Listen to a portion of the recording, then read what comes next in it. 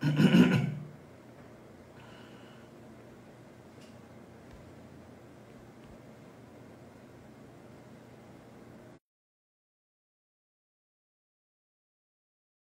bem com vocês? Olá, pessoal. Boa noite. Tudo bem? Tá me escutando bem aí, Walid? Sim, sim, muito bem, Nicolas. Ok, Obrigado perfeito. por Boa participar noite desse. a todos. Vamos dar uma introdução, né? Enquanto o pessoal vai entrando, né? A gente está aqui com o nosso querido colega Walid Safadi, médico especialista em endocrinologia. Hoje vamos tocar um assunto muito importante, né? Nas salas de emergências, que é a cetoacidose diabética, tá? Então, venho a cumprimentar todos que estão entrando aí na live, né? E agradecer a presença, por vocês tomarem um pouquinho do seu tempinho, por estar com a gente, né? Do assunto muito importante, porque a cetoacidose diabética, muitos pensam, eu não vou fazer sala vermelha, eu não faço emergência, então eu não preciso de saber de cetoacidose. Mas não é assim não, viu, pessoal? A cetoacidose cai em consultórios, cai num restaurante, cai no meio da sua família, né? Então, você vai ter casos de emergências em todos os lugares, né? E aí, você, médico ou interno, já está preparado para enfrentar uma cetoacidose diabética? Porque ela chega a uma mortalidade, quando o paciente já está em coma, 30%, né, doutor? Exatamente. Então, a gente precisa estar preparado para essa doença, tá? Então, aí eu vou falando um pouquinho a respeito disso, enquanto o pessoal vai entrando, né? E deixar um pouquinho as palavras aí para o doutor Walid se apresentar, né? Aonde ele trabalha, o que ele faz, né, doutor? Vamos apresentar para mim um pouquinho do seu trabalho, tá bom? Enquanto o pessoal vai entrando. Aí, assim, daqui a pouco a gente começa a falar sobre a cetoacidose. Boa noite, doutor Walid. Como é que você está? Certo, pessoal. Primeiramente, boa noite a todos vocês. Obrigado, doutor Nicolas, pelo convite em juntos, né, explicar as pessoas em relação à CAD, né, que é essa situação diabética, para poder ficar mais antenados em relação ao diagnóstico e ao tratamento. Bom, eu sou formado em clínica médica, no conjunto hospitalar do Manda aqui em São Paulo, e fiz endocrinologia no Hospital Estadual do Ipiranga, ambos em São Paulo, tá? Atualmente trabalho, né, no Costa Cavalcante, no Socorro, na UPA, e também numa clínica particular, né, aqui em Foz do Iguaçu, que é a HSU. Ok, doutor. E é isso aí. Então, assim, trabalhei um pouquinho com o doutor Walid no Costa Cavalcante, trabalho ainda na UPA, né? Então, é um assunto que a gente vê todo dia passar nas salas de emergência e a falta de atualização nos tratamentos, né? Então, quando a gente se forma médico, pessoal, a gente não termina de estudar. Você vai estudar todo ano a gente abre o livro sobre os casos mais frequentes, a cetoacidose é uma delas, dengue, infarto. Então, todo ano a gente precisa, né, se atualizar e a cetoacidose é um assunto muito importante. Então vamos lá, vamos começar. Dei aí uns 5 minutinhos para o pessoal entrar, né? Queria agradecer a vocês e que vocês possam anotar também as dúvidas que a gente vai conversar um pouquinho aqui com o Dr. Walid. E no final a gente vai abrir um pouquinho, um pequeno espacinho para umas perguntas para as pessoas que têm dúvidas, né, a respeito da cetoacidose diabética, tá bom? Então vamos lá, Dr. Walid, vamos conversar um pouquinho para entender, para começar, né? O que significa o quadro de cetoacidose diabética? Qual a definição assim prática para um médico ou interno, ou quem está na saúde, saber, pelo menos, né? O que significa de uma forma prática a cetoacidose diabética, né? Bom, vamos lá. A CAD, né, como forma mais abreviada, é uma complicação metabólica aguda do diabetes, que é a principal emergência endocrinológica, tá? Ela é cometida, né, através da deficiência absoluta de insulina, acarretando em aumento do açúcar, né, que é a hiperglicemia, aumento de corpos cetônicos, que é a hipercetonúria, e, consequentemente, levando uma acidose metabólica que está em óbito, tá? Acomete 40% das crianças e 20% dos adultos, né, que é mais comum hoje, né, em crianças. Mas existe também formas também de diabetes tipo 1, que acometem adultos, em que o adulto, né, apresenta, né, a emergência da CAD, que é essa acidose diabética. Tá ok. Assim, não sei se o seu áudio ali está saindo um pouco travado. Eu acho, né? Eu acho, né? Não sei, está saindo um pouco travado, parece o áudio, né? Agora, tá me ouvindo? Eu estou ouvindo aqui, agora sim. Agora, Isso, agora estou ouvindo. perfeito. Aí, agora sim, agora sim. Só para deixar bem claro, então. Então, a cetoacidose diabética é um quadro clínico onde o paciente ele tem uma acidose no sangue, né?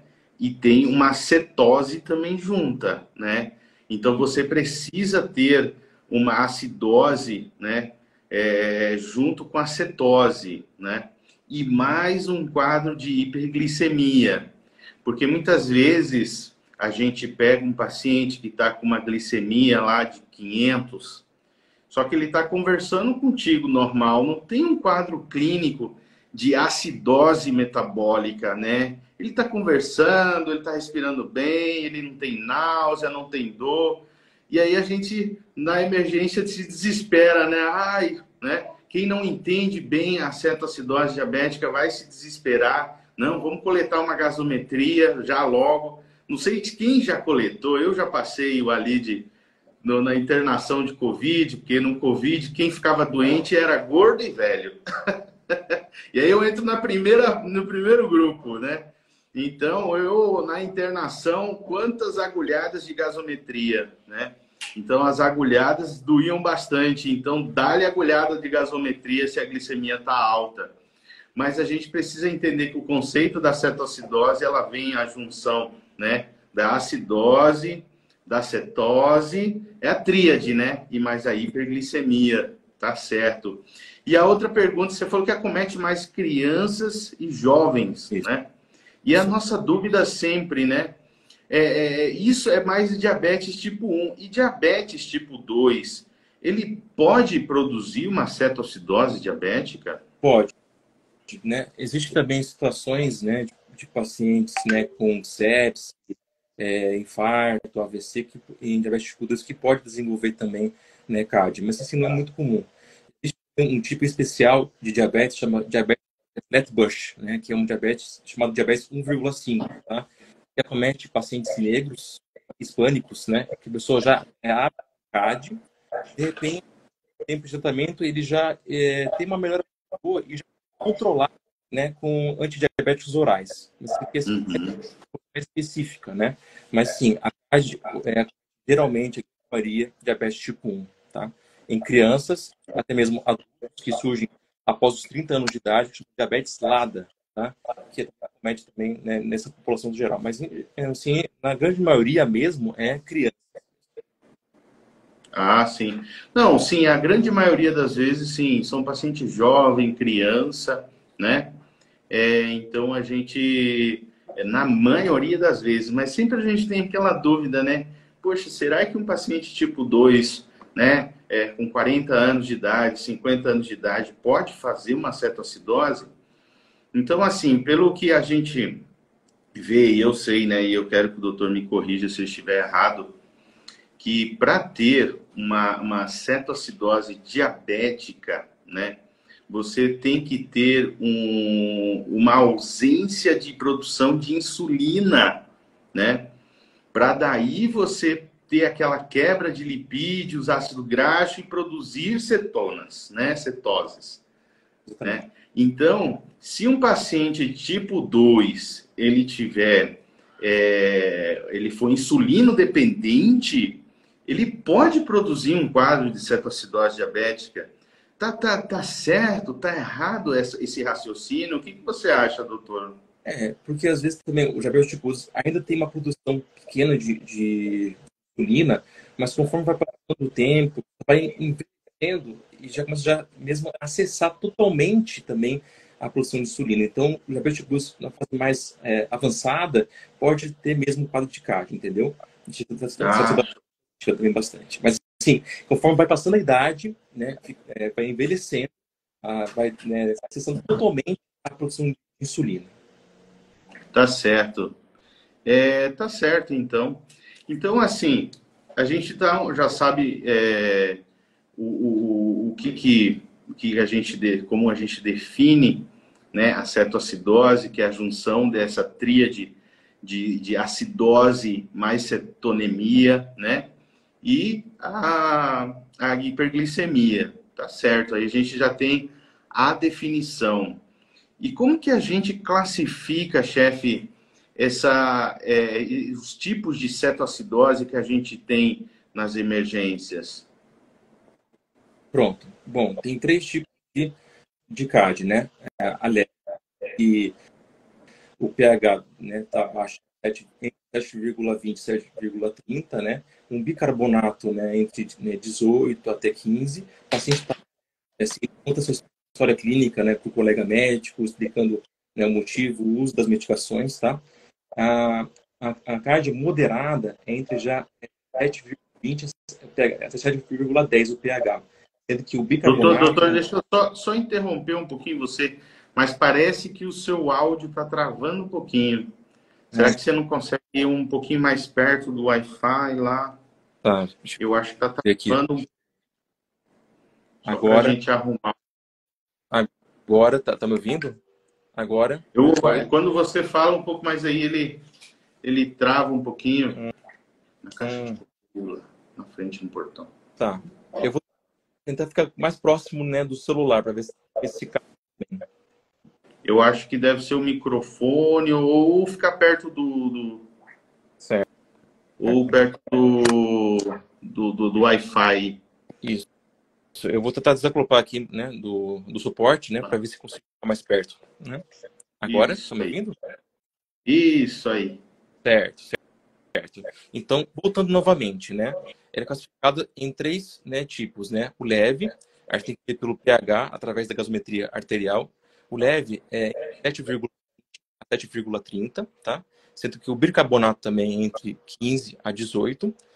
Tem cetonemia, cetonúria presente, tá? E o paciente está em alerta. Como havia dito, ele consegue passar a história clínica, né, pro médico que está atendendo ele. A moderada é entre 7,10 e 7,20 o pH na gasometria, tá? Com bicarbonato entre 10 e 15. O paciente está meio sonolento, consegue ainda passar o caso, mas precisa de ajuda, né? De algum familiar, tá? E a grave já abaixo de 0,10, conforme, né, as diretrizes da SBD. Com bicarbonato abaixo de 10. E paciente já em coma, já está em estado grave. Tá ok. Não, essa parte, né, de classificação, então, só para esclarecer, mas é que o microfone ele tá travando mesmo. É porque eu já estou escutando aqui, eu acho que você tem que ficar um pouco mais perto do, do Wi-Fi, acho que ele vai dar uma Certo. melhoradinha, né? Mas assim, o doutor Tá, Alide, ele quis classificar, enquanto ele vai procurando o sinal aí, a cetoacidose a gente divide em três grandes, tá? Então a gente divide na leve, tá? Na leve você vai ter uma pH entre 7,30 a 7,20, como antigamente a gente... A minha voz também tá travando, Steve? Veja lá. Veja se a minha voz está travando. Porque aqui está escrito microfone de ambos. Mas aqui, vamos lá. alô, alô. 7,30, 7,20 o leve. Não tem alteração, né, do nível de consciência, tá? É só do doutor. A minha não. Beleza. Estão me ouvindo? Ok. Ah, ok. Aqui a Azul já está me falando. É mais o do Alide mesmo. Então, a leve a gente não tem alteração de nível de consciência. A moderada, a gente tem de 7,20 a 7,30 numa gasometria e o paciente ele já está um pouco confuso, né? E a grave, abaixo de 7,10 e o paciente ele já está torporoso, comatoso, né? É essa classificação que a SBD, a Sociedade Brasileira de Diabetes, inclusive o Alide me mandou o material, a gente deu uma estudada a respeito disso, né? Então a gente classifica desse jeito a cetoacidose diabética, né? Segundo a SBD. Tá certo, Alide? E me explica uma coisa. Quando a gente tem... Quais são os fatores precipitantes que ajudam a causar esse quadro de cetoacidose diabética, né? Porque o paciente, quando ele chega nas emergências e chega em uma acidose diabética, alguma coisa está causando isso aí, né? Ele não vem do nada. Então, quais são os principais fatores, né, que desencadeiam a cetoacidose diabética? Bom, Nicolas, está me ouvindo novamente? Está conseguindo ouvir? Agora estou ouvindo. Certo, então Tenta falar um pouquinho devagar, que você fala muito rápido. Tranquilo, tranquilo. Bom, as principais causas desencadeantes, né? Assim, os mais comuns são infecção de trato urinário, que é muito comum, né, aparecer nos pronto-socorros, né? Pneumonia, doenças mais graves, AVC, infarto, cirurgias prévias por causa da liberação dos hormônios contra-insulínicos, trauma, tá? E também, às vezes, também pode ser uma descompensação do paciente diabético, né? Ele não sabia que tinha esses sintomas e através deles, já sabe que é diabético tipo 1. Mas, assim, os mais comuns, Nicolas, tá? É a infecção de trato urinário, que é mais comum, e pneumonia. Ah, ok. Então, essas são a parte, a infecciosa, pelo que eu sei, é a mais frequente, Isso. né? E a descontinuidade do tratamento de insulina, né? Essa é uma segunda, essa causa. Eu estou falando, você vai falando, doutor É, Walid, ele vai falando muita teoria, eu vou falando aqui a prática, né? Então, a prática você vê, você pergunta para o paciente já começa e fala: olha, eu abandonei esse negócio de insulina, né? Não quero mais tomar. Então, a exatamente. descontinuidade do tratamento é outra causa importante. Só que a gente tem na cabeça, Walid, essas duas causas, infecciosas e a descontinuidade da insulina. E é muito Exatamente. importante que você falou as outras causas, que isso a gente passa, nossa, desapercebido. Infartos, né? Traumas, né? A gente tem um caso lá na UPA que você viu de álcool, né? Álcool, drogas. Então, tem as outras causas de cetoacidose diabética, né? É Tá isso aí. certo. E aí, o paciente chega, né? Porque aqui, o Alide, a intenção do meu trabalho mais é ensinar o médico a lidar de frente com a cetoacidose diabética nas emergências, né? A gente não vai falar muito dos receptores e números, né? A gente vai falar, e agora? O paciente chegou lá com quadro clínico. Até a gente não falou muito, né? O quadro clínico. Qual seria o quadro clínico do paciente com uma cetoacidose, doutor? Bom, pronto. O paciente com CAD, né, citose diabética, é um curso mais rápido, né? Ele chega, né, com um quadro de náuseas, de vômitos, vários episódios de vômitos por conta da questão da acidose, que causa uma paresia, que é uma diminuição da motilidade do estômago, tá? É, também chega muito desidratado por conta da diurese intensa, né? De tanto ficar vomitando e urinando, poliúria intensa, chega bem desidratado. Também uma coisa muito importante, uma dica, né, em relação ao hálito cetótico, né, uma perda de massa podre, né, até de peixe podre, por acúmulo de acetona, né, cetoânion, produzido pela lipólise, tá? E também pela respiração de Kussmaul. É uma taquipneia, né, assim, persistente, para tentar, né, retirar o excesso de ácido através da expiração, tá? Começar a lavar CO2. Sim, são os mais comuns. E como falei, diferentemente da estado hiperosmolar, né, que acontece mais nos adultos, o CAD, ele é mais rápido. E se não agir rapidamente, pode levar à morte. É um curso muito rápido. Exato, exato. Não, quando chega no último lá com 30 em coma, eles dão 30% de mortalidade mesmo da doença, né? Então, um quadro clínico é um quadro clínico que o paciente ele chega naquela respiração, né, de Kussmaul, que a gente fala, é uma polipneia, ele respira profundo e solta.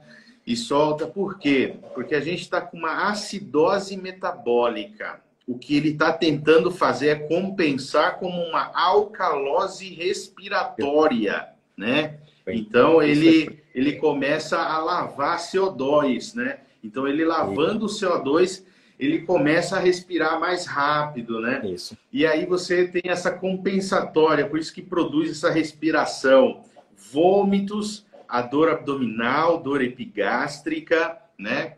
E a poliúria, urina bastante. Paciente ele pode estar normal, né? Glasgow 15 ativo, como ele já pode estar começando a estar confuso. Então, dependendo do quadro neurológico, você já pode dizer se é um CAD ou leve, ou moderado ou grave, né? Então, Uma, assim, desculpa. né, doutor? Um adendo muito importante, quando a pessoa já chega com uma dor abdominal muito forte, já tem que suspeitar de uma CAD muito grave. E quando, olha, a gasometria, assim, quase 100%, né, de certeza vai estar abaixo de 5 bicarbonato, tá? Ou seja, quando tem uma dor muito forte. Claro, se fizer a gasometria e tiver um bicarbonato também normal, aí sim você tem que investigar outros diagnósticos diferenciais, né? Por exemplo, a pancreatite, apendicite, etc. Exato, esse era um ponto que eu ia chegar. Isso já no diagnóstico. Então, porque assim, o que o Dr. Walid quer dizer que a gente tem na cetoacidose uma dor epigástrica, uma dor abdominal. Você chegou com um bicarbonato muito baixo, você vai apresentar essa dor abdominal. No decorrer do tratamento, esse bicarbonato ela tende a subir, né? Quando ela subir e normalizar, né, assim, ela normalizar o bicarbonato e o paciente ainda com a dor abdominal, isso quer dizer que já não é da cetoacidose, provavelmente de um fator que desencadeou a cetoacidose. E aí, na Exatamente. maioria das vezes, é a pancreatite, né, doutor? Por isso que Exatamente. essa dor epigástrica, opa, já saí da cetoacidose, já tenho já o bicarbonato normal e ainda estou com dor abdominal, eu preciso investigar essa dor abdominal que pode ser outra causa, ou gastrite, ou uma úlcera perforante, ou uma pancreatite, né? Então, essa relação do fosfato baixo com a epigastralgia, muito legal, achei muito importante isso no diagnóstico clínico, tá?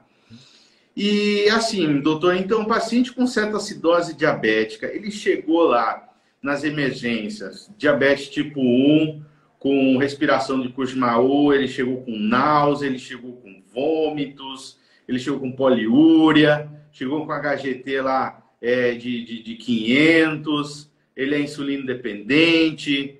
O que você vai fazer? O enfermeiro falou, tá aqui o Pedro, né? O Pedro aqui de 25 anos, diabetes tipo 1, né? O que a gente faz? O que de primeiro que a gente não deve deixar de fazer nesse paciente? Qual a conduta? O que você vai falar para o enfermeiro fazer? Bom, primeiramente, Nicolas, tem que hidratar esse paciente, né? É fundamental, a primeira etapa hoje do tratamento da cetoacidose diabética, tá? A dose, né, da hidratação é de 15 a 20 ml por quilo, tá? Varia de 1 a 1,5 litro, né, de soro fisiológico, que pelas evidências que tem mais propriedades de benefícios do ringer lactato, que o ringer lactato foi adicionado, né, na última diretriz da SBD. Bom, aí faz a soroterapia, né, de 1,5 litro na primeira hora, já colhe os principais exames, gasometria arterial, sódio, importantíssimo também, né, daqui para frente, potássio, hemograma completo, amilase, lipase, creatinina, tá? Né, os exames. Aí, feito a hidratação, né? Aí o segundo passo, né, é o potássio, tá? Aí o potássio tem que classificar, né, de acordo com os níveis. Se o potássio estiver acima de 5,3, já pode estar com insulinoterapia, que é o terceiro passo. Se o potássio estiver entre 5,2 e 3,3, você tem que entrar junto com KCl, né, associado com a hidratação concomitante, tá? De 20 a 30 mEq, né? Compô-la, né, junto com o soro fisiológico. Se tiver um potássio abaixo de 3,3, você não deve iniciar a insulina. Por quê? Quando você entra com a insulina, né, o que acontece? Ocorre um influxo de potássio para a célula. Isso faz com que ocorra um quadro de hipopotassemia ou hipocalemia, que vai morte súbita, tá? Arritmia, tá? Então, nesse caso, você tem que já repor, né, 25 mEq também de KCl, né, em 1 hora e repetir o potássio depois. Se o potássio estiver na faixa de 3,4 a 5,2, sim, já pode entrar, né, com a insulinoterapia, tá? E o terceiro último passo, como eu havia falado, é a insulinoterapia, né, propriamente dito. Hoje em dia, nos atuais serviços no Brasil, utiliza insulina regular. Como você faz o início dela em bomba, tá? Você mistura 100 unidades de insulina regular com 100 ml de soro fisiológico. Aí você entra, né, uma dose de bolsa, que agora é opcional, que é 0,1 unidades por quilo, e depois 0,1 unidades por quilo por hora. E agora pela SPD, em bolos em adultos, tá? É opcional, e em crianças é contraindicado, porque o uso do bolos pode desencadear o edema cerebral, que pode matar na hora. É isso mesmo, então, doutor. Então, assim, simplificando, né, o que o doutor quis falar, então o paciente ele chega na sala de emergência, primeira coisa, a hidratação, muito importante, como ele diz, né? Então, a hidratação, você vai falar para a enfermeira colocar o paciente no leito, monitoriza, porque a cetoacidose diabética, ele é um paciente de sala de emergência, uma sala vermelha, é uma internação de UTI, tá? E aí a gente pega 2 acessos. Eu sempre peço para pedir 2 acessos ao paciente, né? Porque o paciente ele chega vomitando, ele chega com dor, ele chega queixoso. Inclusive, eu já, por desses 13 anos de prática aí, eu já vi pacientes ficarem em enfermaria tomando diazepam. Por quê? Porque muitas das vezes o médico acha que é uma ansiedade, um piti, né? E não chegou a medir nenhum HGT e ele fica lá. Porque o paciente ele é queixoso. É queixoso. Você ter um sangue ácido, um hálito cetônico, é horrível. O paciente já chega a ficar confuso, né? Então pega 2 acessos. Um acesso você vai medicar para os sintomáticos, para as dores, para as náuseas, né? E o outro acesso você já vai começar a hidratação. E aí, que nem o doutor falou, a gente começa de 1 a 1,5 litro para adulto, né? No valor de 15 a 20 ml quilograma. Inclusive o SBT, né, doutor, diz que o paciente ele deve receber pelo menos 100 ml quilograma, né? 100 ml quilograma. Então, um paciente de 70 quilos, ele deve receber 7 litros de líquido. Olha só, pessoal, né? Então, a gente às vezes tem medo, vai dar edema agudo de pulmão, né? Porque esses pacientes, eles são pacientes jovens. Pacientes jovens não vai ter essa cardiopatia. É muito difícil você encontrar um paciente que vai produzir um edema agudo de pulmão, né? Então, você começa essa hidratação, coleta o seu exame, peça para o seu enfermeiro sondar esse paciente, ele não vai poder ficar levantando toda hora para fazer xixi, e colete os exames, né? E aí os exames, a gasometria, o hemograma, porque você não vai só procurar também a cetoacidose, você vai também procurar o fator que desencadeou a cetoacidose. Então, vem aí a gasometria, o hemograma, o PCR, os eletrólitos, como o doutor falou, muito importante, né? Urina, se quiser pode pedir um raio-x de tórax, né? Então, você vai, tanto a parte da cetoacidose, como um fator desencadeante, né? O exame de urina, como a Nadine já falou, né? Que a gente vai ver também os corpos cetônicos. Isso. Então, para dar o diagnóstico, como que a CBD diz aí, doutor? A CBD É porque o seu vídeo está travando um pouco ali, Agora. por isso que eu tá travando um pouquinho. Eu... Mas a CBD classifica, a CBD Agora, classifica. agora meu vídeo. A sua imagem está travando um pouquinho ali. Eu acho que tem que dar procurar ali o Wi-Fi. Então a CBD ela classifica a glicemia acima de 200, 200, né? Antigamente era 250, hein? Então, olha, abaixou já 50 já. Você tem que ter corpos cetônicos acima de duas cruzes ou mais. Né? A Nadine falou, uma cruz ou uma cruzinha ali eu não tenho, esquece, não é uma cetoacidose, tá? Lógico que o preferível seria aquelas tiras de ver a cetonemia, né, Walid? Exato. Agora, nos glicosímetros mais modernos, você pode, né, dosar também a cetonemia.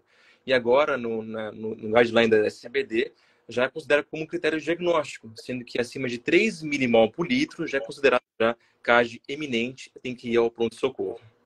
Exato, exato, exato.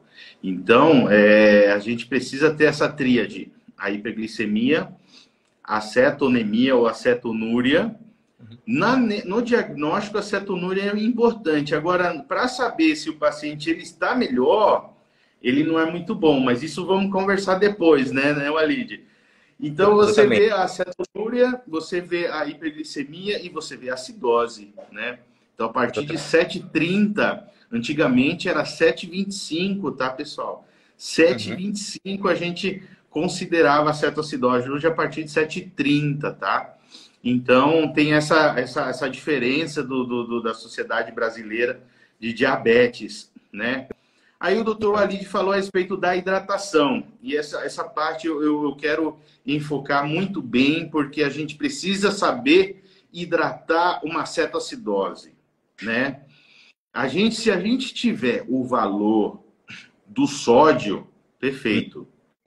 Se a gente não tiver o valor do sódio, soro fisiológico normal, né, doutor?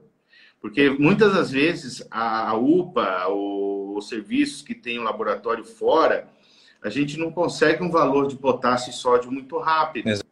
Então a gente já começa a hidratação, né? Que o protocolo aquele 1,5 litro a 1 litro, e logo de 500 ml de hora em hora, né? Agora, se eu já tenho um sódio já à mão, aí tem aquele valor de 135, né, de sódio, onde abaixo de 135 você vai hidratar com soro fisiológico 0,9%, 500 ml de hora em hora. Se você tiver um sódio acima de 135, você vai hidratar com soro fisiológico de 0,45 de hora em hora. Tem essa diferença. Aí tá lá, começou a bomba infusora contínua e a sua glicemia chegou lá para 200 a 250. E você tá com a sua bomba de insulina ligada. E preste atenção, pessoal. Isso aqui acontece bastante em Walid. E médico experiente que trabalha há anos. Chegou a 200 a glicemia, o que eles fazem? Eles desligam aquela bomba. Desliga aquela bomba e aquilo lá me deixa, olha, furioso, irritado. O que a gente faz aí, doutor Walid? Quando chega a glicemia 200, o que a gente já desliga aquela bomba? O que a gente faz? Nicolas, antes de responder sua pergunta, com alguns dados mais importantes também em relação à hidratação. Pode haver perguntas em relação ao paciente que chega com uma IC grave, doença renal crônica também.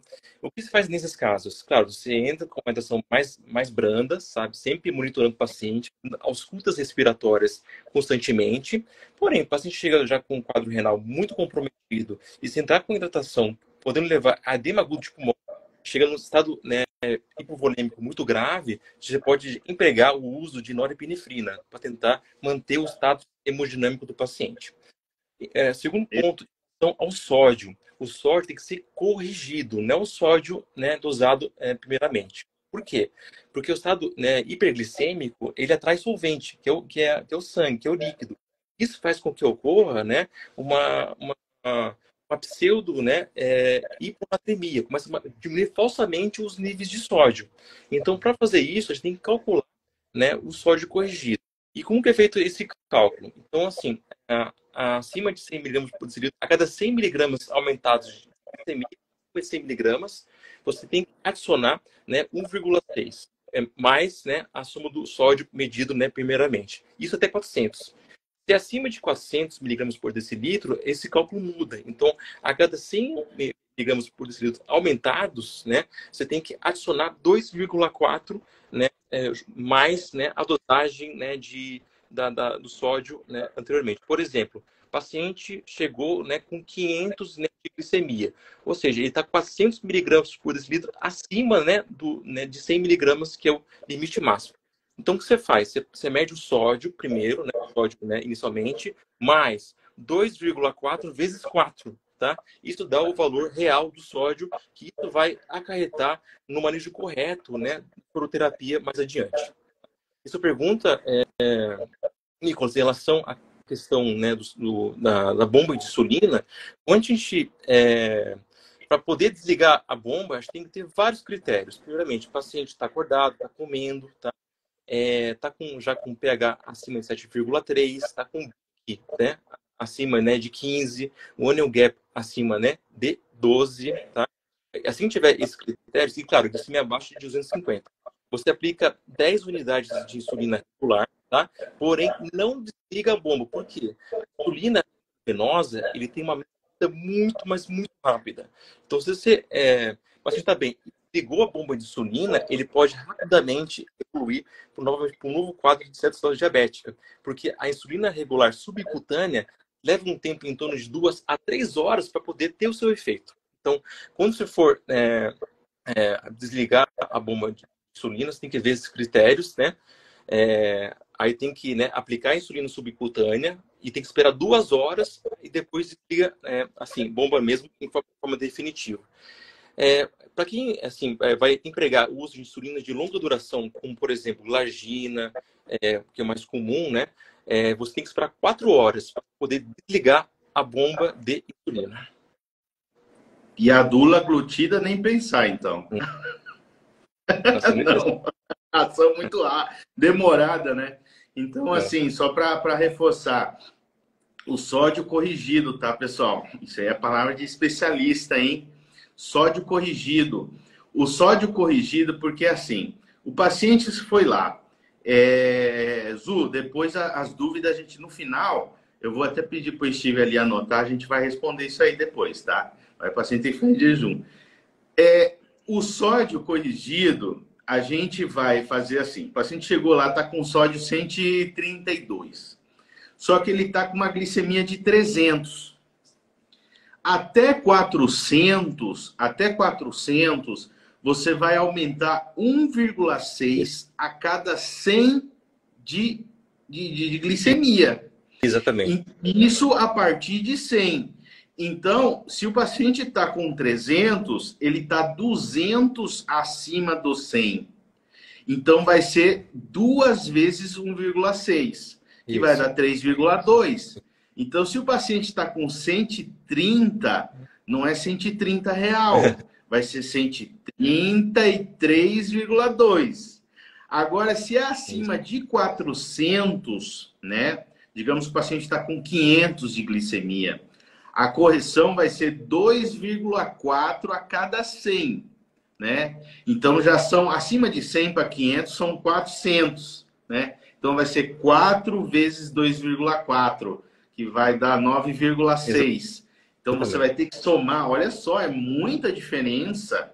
É muita diferença. O paciente está com 132 ou 133 de sódio em sangue. Você vai ter que somar mais 9,6 de sódio. Isso aí, olha, é difícil ali de o povo fazer isso aí nas emergências. E a gente fica assim, olha, doido mesmo, né? E na hora de desligar a bomba de insulina, né, que a gente já entrou nesse tema, o que o Dr. Walid diz é que antes de desligar a bomba, a gente deve fazer a insulina regular subcutânea e aguardar 1 hora, né? A SBD fala 1 hora mesmo, né, Walid? E depois você... 2 horas. 2 horas. 2 horas. Isso. 2 horas. Então, você aplica a insulina subcutânea, aguarda 2 horas para daí você poder desligar a sua insulina em bomba, né? E aí, a insulina, a gente prepara como, a gente inicia como. Você já viu já que o exame lá de potássio, né, tá acima de 5,3. Entre 3,3 a 5,3, você deve colocar na hidratação para passar uma ampola de potássio, né? E não esquecer, pessoal, se esse paciente tiver um acesso venoso central, muito melhor ainda. Porque por lei, né, a gente deve passar uma ampola por hora no acesso central. No acesso periférico, a gente deve passar uma ampola a cada 2 horas. É por causa de então, a gente precisa... É por causa de flebite, exato. Então, se o paciente tiver uma central, melhor ainda a gente consegue fazer, né? E o alvo, né? É importante ressaltar que o alvo de potássio deve ser entre 4 e 5, tá? Então, você fazendo essa insulinoterapia, você deve coletar as gasometria e os eletrólitos de 2 em 2 horas, para você fazer o controle da sua gasometria junto com potássio, para você saber se precisa de mais potássio. Chegou a 5,3, eu já não preciso mais dar potássio. Chegou a 3,1, você já vai tirar a insulina. Então, você precisa manter o potássio, os exames de potássio e gasometria de 2 em 2 horas. Isso é muito importante, tá? E aí, Walid, então a gente pede os exames, começou a insulinoterapia, aí o paciente ele já está melhorando, já conseguimos desligar, né, a bomba de insulina.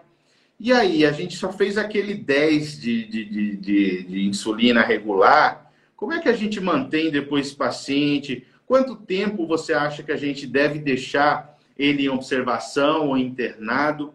Porque uma cetoacidose diabética é uma internação de UTI, né? É uma internação de um paciente grave, né? Quando que a gente deixa ele? Quanto tempo você recomenda, né? Como deve ser feito as insulinas dele depois de desligar essa bomba de insulina dele, né? Pronto. Para quem já era diabético anteriormente, as doses serão mantidas, claro, com ajustes, né, atuais. Para quem já era diabético tipo 1. Para quem é pela primeira vez que é primodescompensação, você tem 2 maneiras. Primeiramente, você pode multiplicar o peso por 0,4 a 0,8 unidades por quilo e dividir em 50%, né, de modo basal e 50% de modo pós-prandial, tá? Tem outra técnica também que a gente faz muito, a gente soma, né, o uso de insulinas das últimas 6 horas pela bomba, tá? Últimas 6 horas, multiplica por 4, tá? Aí você retira 20% da dose, 80%, tá? E desses 80% que sobraram, vai ser também dividido em 50% basal, 50% também pós-prandial. Ah, ok. Quando você diz o basal, é insulina regular ou é essa insulina de longa duração? A insulina glargina, a NPH? Isso. A basal corresponde a de, né, NPH, né, que é de média duração, glargina, detemir, tresiba, que é de longa duração. E a pós-prandial, regular, e as insulinas rápidas, que é a lispro, aspartate, glulisina, né, etc. Excelente. E outra pergunta que a gente até ia falar a respeito do bicarbonato. Como que quando a gente realiza o bicarbonato ele muda a história de tratamento da cetoacidose? Porque olha só, Walid, a gente vê casos de paciente lá com pH de 7,15, tá com BIC lá de 5, 6, eles pegam a bolsa de bicarbonato direto, não querem saber e diluir nada. Chega a apertar assim, fazendo na veia, aquele 250 ml, sabe? Eu fico impressionado aquilo, porque a gente viu na SBT as complicações que o bicarbonato ele faz nesse tipo de complicação. Por que a gente segura o bicarbonato? Ah, porque ele é caro. Não, não é porque ele é caro, ele produz algumas coisas aí. O que você tem a respeito a falar do bicarbonato e a cetoacidose diabética? Bom, o bicarbonato só é empregado na situação pH abaixo de 6,9. Eu já disse o bicarbonato não tem assim, ele não altera o prognóstico da cetoacidose diabética. Ele só realmente evita que a pessoa tenha parada cardiorrespiratória pela acidose metabólica, pois quando está bem ácido, né, o meio sanguíneo, isso pode precipitar arritmias cardíacas também, a princípio, né? E tem muitos, assim, né, no nosso meio que infunde o bicarbonato de forma em bolos. Está errado. Tem sempre, né, infundir junto com água destilada. Então, assim, bicarbonato de 50 a 100, né, milimol, né, associado com 200 ml de água destilada e correr mais ou menos 200 ml por hora. Sempre, né, misturado com água destilada. Nunca fazer em bolos, tá? E antes que o bicarbonato, né, o empírico dela não altera o prognóstico. Para poder reverter a acidose causada pela cetoacidose diabética, é necessário mesmo fazer a insulinoterapia em bomba de forma intensiva. Exato. Então, assim, só para recalcar mesmo, pessoal, o bicarbonato você vai usar ele quando o pH estiver abaixo de 6,9, tá? E ele não vai mudar o prognóstico do seu tratamento. O bicarbonato a gente pega daqueles 250, aspiramos 100 e colocamos 400 de água destilada. 400 vira uma solução de 500. E essa correção a gente realiza 200 ml hora. Por quê? Porque esse medo com bicarbonato, a gente tem esse receio com bicarbonato, ele tem várias complicações aqui que eu até vi no SBD, mas as que mais me chamaram a atenção são duas: a hipocalemia e o edema cerebral. O paciente ele já está confuso e encaminhando para o edema cerebral.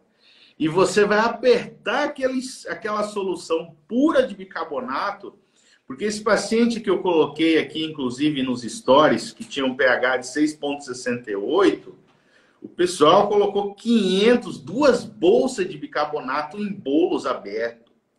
E confuso lá, e a gente confundindo, poxa, será que é uma abstinência alcoólica? Que a causa era alcoólica, né? E não, o paciente ele deve estar fazendo algum edema cerebral com essa correção de bicarbonato, sabe?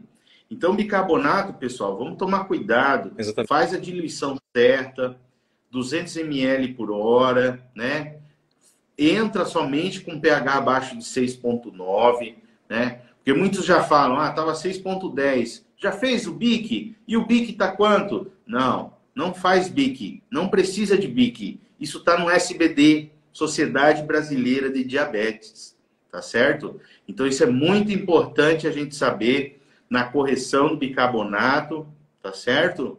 Uhum. E em relação, Walid, à classificação de cetoacidose leve, moderada e grave, eu sempre tive o entendimento que a correção ela deve ser sempre feita em bomba de infusão contínua. Exato. Mas a SBD lançou agora, que eu estive lendo, que a correção pode ser feita em subcutâneo, é isso? Exatamente. É devido, né, à onda de Covid que nos acometeu nesses anos, para evitar contato, né, com a bomba, né, com o material, isso que eles optaram. Então, para quem tem cetoacidose diabética leve a moderado, você pode fazer o uso de insulina ultra rápida, né, isso e aspartate. No SUS ainda não é muito presente. Então, como que é feito, né, a dose da medicação? Você uma dose de bolos, 0,3 unidades por quilo subcutâneo, e depois você faz 0,2 unidades por quilo, né, a cada 2 horas. E sempre, né, avaliando também potássio, a glicemia, né, de hora em hora, como havíamos também conversado. Ah, ok. Então a gente pode usar uma insulina ultra rápida, a Lispro e Asparte, né? Exatamente. Subcutâneo, né? Mas isso só em quadros leves a moderado. No quadro Exato. grave, não. E Não. se você tiver uma bomba, mas isso foi no quadro de Covid, onde as bombas estavam em falta, né? Mas você tem uma insulina EV e tem a bomba, você vai escolher a bomba, não é? Exato. Lógico, né? Eu acho que é o mais, né? Então, é importante, não é só saber, porque a gente tem um entendimento de que sempre, eu estive sempre em lei isso aí na clínica médica, quando a gente fazia ali e a gente colocava a correção subcutânea numa certa acidose, o nosso professor ali tirava a nossa cabeça. Não podia de jeito nenhum, né? Mas aí a SBD, a Sociedade Brasileira de Diabetes, já diz que já pode ser feito em subcutânea, quadros leves e moderados, com insulina ultra rápida, a Lispro e Asparte, né? Não tá certo, então, é isso aí. Eu acho que, não sei se tem alguma coisa a mais que o doutor queria falar a respeito da cetoacidose, antes da gente abrir aí as perguntas do pessoal. Bom, assim, outro tipo também de CAD chama-se CAD euglicêmica, tá? Ou seja, o paciente tem sintomas, né, de CAD, até porém com uma glicemia abaixo de 200, tá? Tem Kussmaul, tem ácido cetótico, náuseas, vômitos, porém com uma glicemia abaixo de 200. Por quê? Agora, hoje em dia, está sendo empregados novos remédios para diabetes, né? Os inibidores de SGLT2, como dapaglifosina, empaglifosina, que agora foi aprovado no SUS para pacientes diabéticos com alto risco cardiovascular, a dapaglifosina. Como que ocorre essa fisiopatologia? Bom, esses remédios, eles causam uma diurese osmótica. Eu fiz dizer isso, para poder liberar glicose na urina, em grande quantidade. Diante disso, o que acontece? Ocorre uma relação de glucagon maior do que a da insulina. Aumentado o glucagon, ele vai produzir corpos cetônicos, né?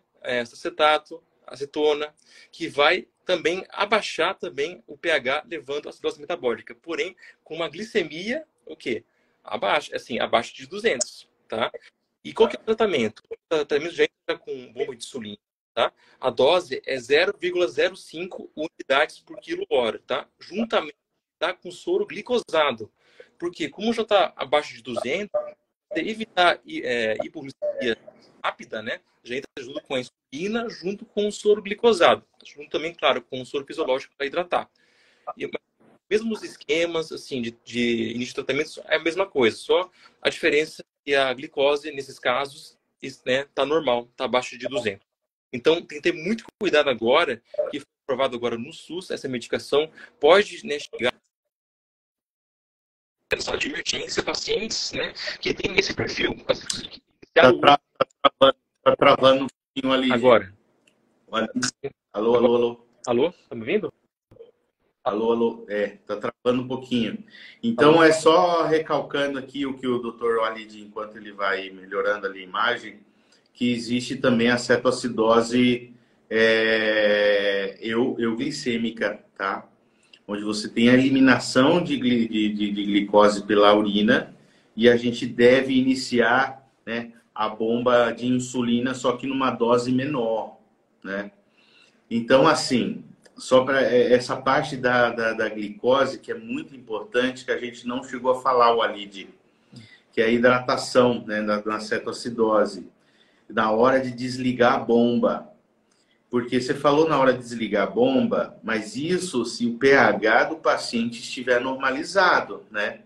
Agora, o paciente chegou a uma glicemia de 200 a 250 e a sua gasometria ainda está em acidose, você não vai desligar essa bomba de insulina.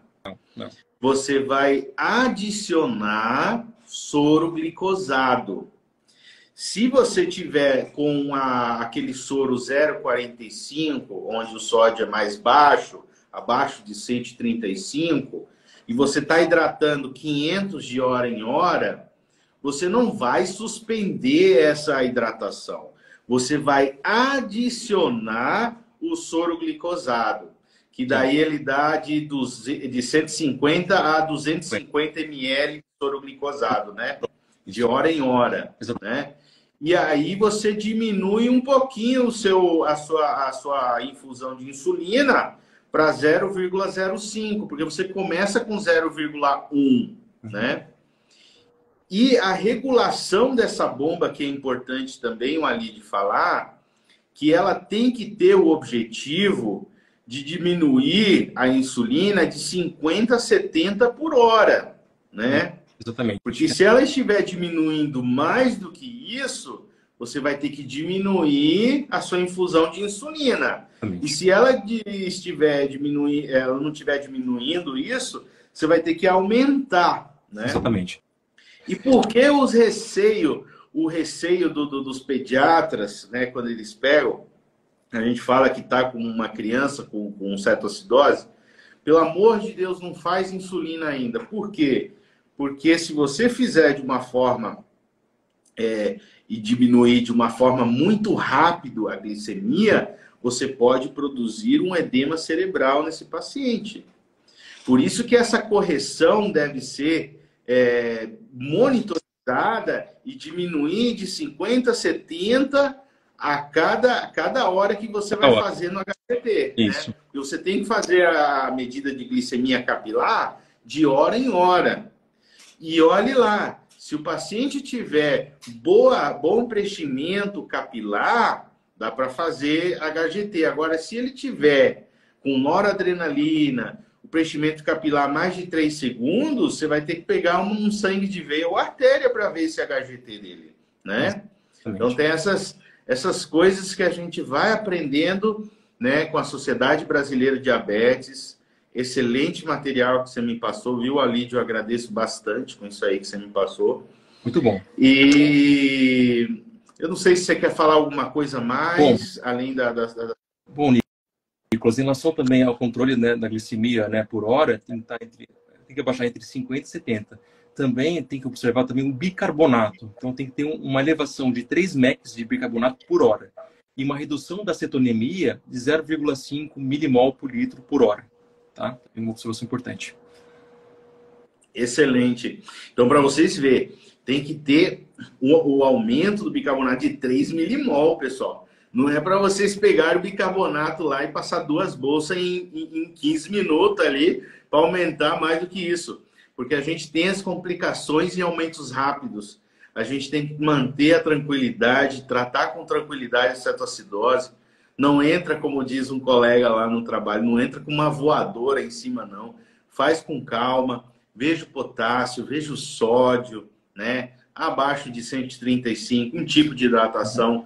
Acima de 135, outro tipo de hidratação. Chegou a 200, vamos iniciar soro glicosado, mas não tira a hidratação que você está fazendo, tá? Então, isso é muito importante na cetoacidose, né? E aí, você depois, quando tiver normalizado essa pH sua na gasometria, aí você vai fazer aquela insulina, regular subcutâneo, espera 2 horas e aí você desliga a bomba de insulina. Exatamente. Tá? E aí, dessa parte, Walid, que eu não sei se você me explicou, desligou a bomba de insulina lá, você começou a insulina basal, a insulina regular, você vai deixar esse paciente internado quanto tempo aproximadamente? Você deixa 24, 48 horas depois da alta? Como é que faz essa parte? A gente tem que, né, ver o que levou a isso, né, a esse episódio. Claro, se for algum quadro de infecção de trato urinário, se ele tiver, claro, revertido da questão, né, glicêmica, tiver 2 dias sem quadro de febre, sem sintomas urinários, por exemplo, né, pode sim modificar para via oral, né, um antibiótico, e dar alta se ele estiver bem, consciente orientado, se alimentando principalmente também, a gente pode liberar ele. Mas tudo depende, Nicolas, pelo fator desencadeante, né, que acometeu esse paciente, né? De Isso cirurgia, é outra coisa. entendeu? Mas Então, se o seu fator desencadeante estiver apto para um tratamento ambulatorial, você consegue dar alta para esse paciente em 24 a 48 horas, exatamente. né? Se ele estiver apto ao tratamento do fator desencadeante, né? Isso é muito importante, eu acho muito legal isso aí, porque muitas vezes a gente fica segurando e segurando. E outra coisa, que aí a gente vai entrar no assunto. Vamos medir a urina desse paciente para ver se ele ainda está na cetoacidose? Isso aí a gente já escutou milhões de vezes, né? Vamos medir a urina lá, ver se tem uma cetonúria, as 2 cruzes, 3 cruzes. E aí sempre vai dar as 2, 3 cruzes. E isso não é um fator que vai determinar que o paciente ainda esteja em cetoacidose diabética, né? O que você tem a dizer a respeito disso aí, Walid? Pronto. Quando a gente trata com insulinoterapia, o que ocorre na urina? Ocorre a conversão de beta-hidroxibutirato em acetoacetato. Isso, né, mesmo tratando direitinho, abaixando a glicemia certinho de hora em hora, estão percebendo que está piorando. Só que é uma falsa piora por conta dessa conversão. Então, pelo guideline da SBD, é indicado, né, seguir o tratamento através da cetonúria, somente da cetonemia e do exame da gasometria venosa e arterial também. Eu acho que é isso aí, pessoal. E muito importante, quando que a gente pode começar a liberar dieta para esse paciente? Porque no tratamento da cetoacidose, como a enfermeira Zuleika falou ali, a gente deve deixar o paciente em jejum, né? Dieta zero. Quando a gente pode liberar uma dieta para esse paciente, doutor? Bom, assim, como falei, tiver já os parâmetros, né, glicêmicos e gasométricos já adequados, né? Como falei, um pH acima, né, de 7,30, anion gap acima de 12, BIC acima de 15, né, uma cetonemia abaixo de 0,6 milimol, né, por litro, uma glicemia abaixo de 200. Se estiver já consciente e orientado, já pode já iniciar, né, claro, primeiramente a insulina regular, 10 unidades por ano, aí ele pode se alimentar, né, aguardar de 1 a 2 horas e desligar a bomba de insulina. Excelente, excelente. Tá certo, tá certo. Nossa, muito legal mesmo a gente conversar sobre essa doença que mata, né? Mata mesmo. E a gente deve saber, pelo menos o básico, né, o ali de como manejar esses pacientes nas emergências, né? Exatamente. Então agora a gente vai abrir, né, ao público para fazer as perguntas a respeito da cetoacidose diabética. O que vocês que estão aí assistindo a gente, se tem alguma pergunta a respeito da cetoacidose diabética, se vocês já, né, atenderam esse tipo de paciente na sala de emergências. O que vocês têm para perguntar? Qual a dúvida? Porque assim, pessoal, não existe ninguém perfeito, tá? Ninguém nasceu sabendo, a gente vai aprendendo conforme a prática, né? Então, eu vou fazer uma pergunta, mas eu tô com medo. Será que é tão boba essa pergunta? Não, o bobo é você não saber e não perguntar. Então, é importante vocês perguntarem. Eu tenho dúvida nisso, eu tenho dúvida naquilo. Quais as dúvidas que vocês têm a respeito sobre a cetoacidose diabética? Vamos lá. Uma coisa importante. Diga, pode. O paciente que usa Forxiga, né, que é a dapaglifosina, e Jardiance, que é empaglifosina, na vigência de diarreia, quadro de pneumonia, Covid-19, influenza, deve suspender a medicação até a melhora dos sintomas. Assim que melhorar os sintomas, volta novamente. Porque se você usar a medicação e tiver essas patologias, pode, de novo, desencadear a liberação dos hormônios contra-insulínicos, né? E junto com a ação também da medicação, que ocorre essa diurese osmótica, e aí pode desencadear carga glicêmica. Então, sempre, né, com diarreia, com Covid, algum quadro respiratório, né, ou até quadro gastrointestinal, suspende a medicação até melhora dos sintomas, e depois, assim que tiver tudo certinho, tá bem, volta a tomar novamente. Mas é em especial o Forxiga mesmo, né? O Forxiga. Mas tá no SUS, né, agora. Tá aprovado agora, ultimamente. Tá certo. Vamos lá, pessoal. Se alguém tiver alguma coisa para perguntar, estamos aí para responder, né?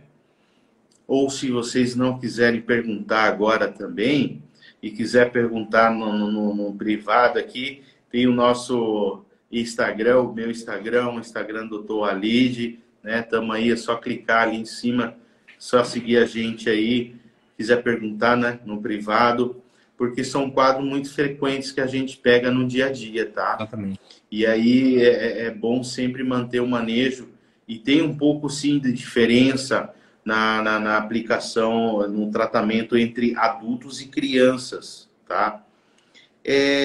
Aqui diz a Nadim, aplicação da insulina sempre no mesmo local pode diminuir a absorção? Isso. E aí, doutor? Vamos lá.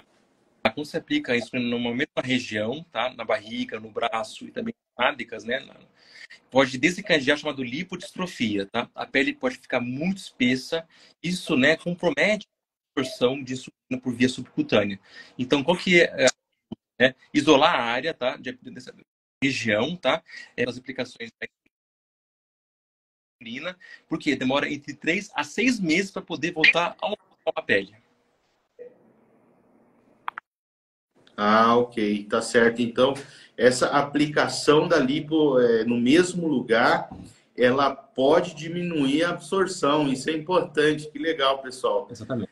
Mas só lembrando, isso no subcutâneo, né, Walid? Isso no subcutâneo, né? Exatamente. Que isso, Exatamente. raras vezes, a gente vai fazer na cetoacidose, viu, Nadim? A gente vai fazer isso, lógico, se a gente estiver num serviço lá de última geração, moderno, hospital particular, que tem uma lispro e umas partes de ultra rápida, e se a cetoacidose for leve, daí dá para fazer subcutâneo. Aí não aplicar no mesmo local, que pode diminuir a absorção. Excelente. Aí aqui, vamos ver se tem mais. Sim. Isso aconteceu porque o paciente aplicava no mesmo local. Então tem que falar para mudar. Por isso que é um fator desencadeante, né, Walid? Que nem a gente falou. As infecções, o IAM, o trauma e a descontinuidade à insulina. Ele entraria nesse grupo, não que ele descontinuou, mas sim que diminuiu a absorção da aplicação de insulina, porque ele produziu essa lipodistrofia na pele, né? Exatamente. É fundamental, Nicolas, fazer um bom exame físico, ver direitinho os locais de aplicação no abdômen, no braço, na região das nádegas, para poder observar e orientar o paciente. Nossa, eu já vi vários casos na prática clínica, vários casos de pacientes que foram mal orientados em relação ao rodízio da aplicação da insulina. Resultado, né? Pele bem espessada, dura mesmo, não dá para absorver nada de insulina, que pode descontrolar todo o tratamento, né, do diabetes tipo 1 e do tipo 2, que já quem usa um bom tempo insulina. Excelente, tá certo, Walid. A gente tem mais emergências para falar, né? Que a gente tinha falado, a urgência endocrinológica, tinha as crises tirotóxicas, que mais que a gente conversou a respeito? Adrenal também. Adrenal, coma mixematose. Então tem mais coisas para a gente falar, né, Walid? Mas aí a gente vai ter que melhorar seu microfone aí, que tá travando demais. O Steve me falou que provavelmente a resolução, se diminuir a sua resolução, pode diminuir esse trava, mas depois a gente vai fazendo a próxima. E aí Nadim falou insuficiência adrenal na próxima. Vamos conversar, porque tem muitos temas aí para a gente saber, tá certo? E agradeço a todos que estão presentes aí, a todos que tiveram um tempinho para entrar, né, e estar com a gente. Agradeço o Dr. Walid por ter aceito o meu convite, tá? Da mesma forma, se você me convidar para conversar, eu também vou estar à disposição. Agradeço a todos e vamos tratar a cetoacidose com consciência, vamos tratar a cetoacidose da forma correta, para o paciente não complicar, porque não vamos esquecer que é paciente jovem, tá? Exatamente. Na maioria das vezes, mais de 90% dos pacientes são jovens. Exatamente. Então, a gente não pode errar nesse tipo de tratamento, pessoal, tá? Então, vamos tomar em conta, vamos pegar as diretrizes da SBD, que é a Sociedade Brasileira de Diabetes. Tem dúvidas, pergunte aqui no privado para mim, para o doutor Walid, seguem ele aí. Vamos tratar certinho essa doença aí, que está aumentando mais ainda, né, Walid? Você pode ver que a frequência de cetoacidose agora, antes a gente pegava 2 a 3 casos ao mês, agora a gente já pega 2 a 3 casos por semana, né? Então, Isso... desculpa interrompendo. Isso por causa do Covid, né? O Covid-19, ele causa uma desregulação pancreática também. Então, além Exato. Viral, também agora no futuro, com a introdução dos medicamentos antidiabéticos mais novos, né? Pode surgir também novos casos pela frente também. Temos que estar preparados para isso. Tá certo, Walid. Muito obrigado. Deus abençoe a todos nós e vamos para frente. Tá certo? Muito obrigado. Obrigado, Walid, pelo convite, tá? Assim, pelo de poder explicar, né, para as pessoas em relação a essa importante emergência endocrinológica, tá? Uma boa noite a todos. Boa noite, pessoal. Boa noite.